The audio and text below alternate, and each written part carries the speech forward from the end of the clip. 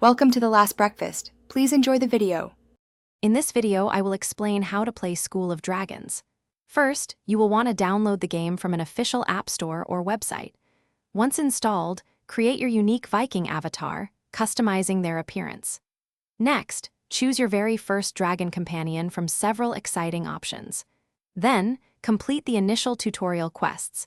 These will guide you through the fundamental mechanics and introduce you to the world of Berk. It's an easy and fun way to begin your adventure.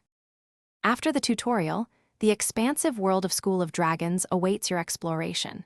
You can soar through the skies of Berk and discover the mysteries of the hidden world. Training your dragon is key.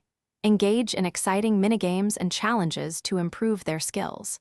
As your dragon gains experience and levels up, it will unlock powerful new abilities and grant access to previously inaccessible areas, making your journey even more thrilling. To advance your adventure, undertake numerous quests offered by the game's characters. Completing these missions will earn you valuable rewards and help you progress through the storyline. Don't forget about farming. Gather essential resources and materials from the environment. These collected items are crucial for crafting.